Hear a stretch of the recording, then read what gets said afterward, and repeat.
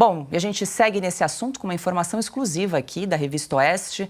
A ONG Instituto de Pesquisa Ambiental da Amazônia, ligada à ministra do Meio Ambiente, Marina Silva, recebeu 35 milhões de reais do Fundo Amazônia e gastou 80% com consultoria e viagens.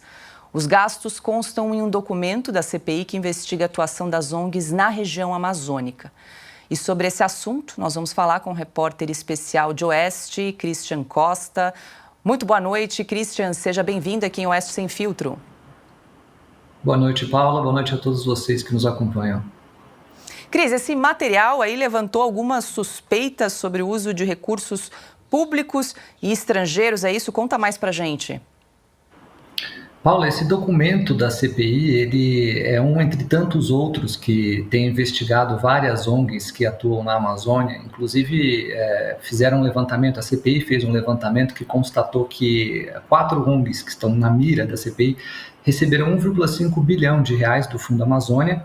Lembrando que o Fundo Amazônia é abastecido com recursos majoritariamente da Noruega e Alemanha e uma parcela do BNDES.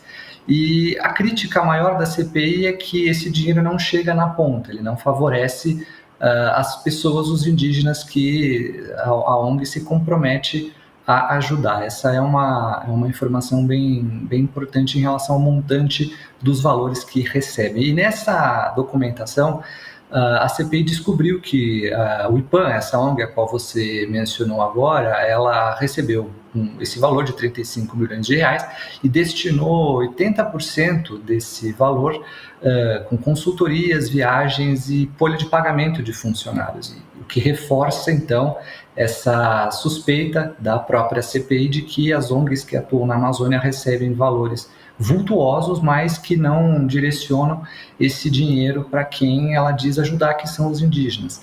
E durante o depoimento, o diretor executivo dessa ONG, ele admitiu que a ministra do Meio Ambiente, Marina Silva, ela é conselheira honorária dessa ONG. E o presidente da CPI, Plínio Valério, o relator, Márcio Bittar, eles afirmam que essa relação abre aspas, promíscua, fecha aspas, em relação a uma integrante do governo federal, ocupando um cargo ainda que honorário em uma ONG, e essa organização fazendo uma utilização a qual a CPI não vê com bons olhos. E por isso, agora, nessa espécie de terceira etapa da CPI, integrantes do governo federal vão ser chamados também para prestar algum tipo de depoimento para os parlamentares, além, é claro, de representantes do ISA, que é o Instituto Socioambiental, uma ONG que você acabou citando aí, Paulo, anteriormente, que abarca uma série de outras ONGs ali sob o seu guarda-chuva que estão ali na mira da CPI, com suspeitas de, evidentemente, não favorecer essas pessoas. Algumas informações sobre o ISA, que é a sigla da ONG socioambiental, pode ser encontrada também uma reportagem da Revista Oeste, que é Condenados à Morte. Então, em tese, é isso, Paulo, um resumo do que a CPI levantou até agora, esse valor de 1,5 bilhão em 10 anos de 4 ONGs, além, é claro, desse gasto que a CPI vê com certa estranheza e, claro, a terceira fase da CPI, que vai terminar agora em dezembro. Perfeito, Cris. Quero lembrar quem nos acompanha aqui em Oeste Sem Filtro que essa apuração de Christian Costa está disponível, essas reportagens, no site revistaoeste.com, para você acompanhar no nosso site também. Cris, Silvio Navarro tem uma pergunta para você também. Boa noite, Cris. Parabéns pelo seu trabalho acompanhando essa CPI aí no Senado. Essa é uma daquelas investigações, daquelas comissões que praticamente só a Oeste cobre em loco. Como ela não interessa para o governo, evidentemente não interessa para a velha mídia. Mas, Cris, você foi a uma diligência, eu queria que você relatasse, você esteve em campo com os parlamentares, e isso é importante do ponto de vista documental, né? Mostrar aquilo que de fato acontece. Você foi aonde a velha mídia não vai. Eu queria que você relatasse um pouco para o nosso telespectador. A reportagem da Revista Oeste esteve em São Gabriel da Cachoeira, fica mais precisamente na vila Paricachoeira, bem no extremo ali da Amazônia, para constatar com essa diligência da CPI a condição na qual os indígenas ali vivem. E a nossa reportagem constatou com a CPI que aquelas pessoas todas vivem uma situação muito precária.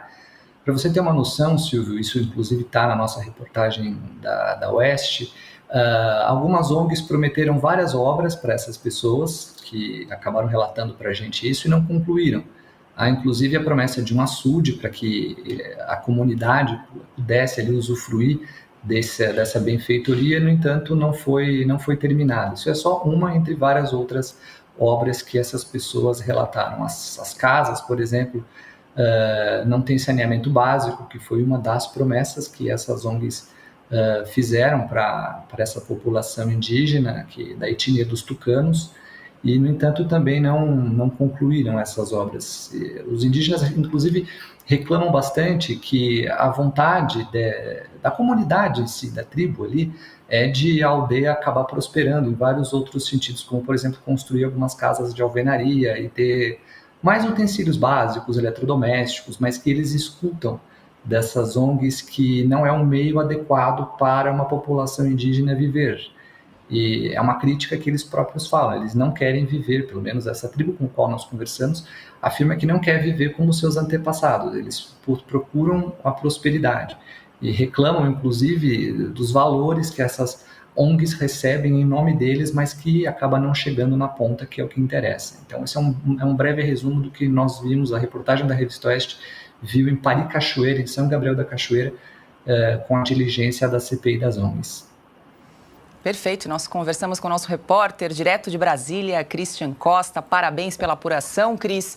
Volte sempre aqui em Oeste Sem Filtro. Uma boa noite, bom trabalho para você por aí. Obrigado, Paula. Um abraço para todos.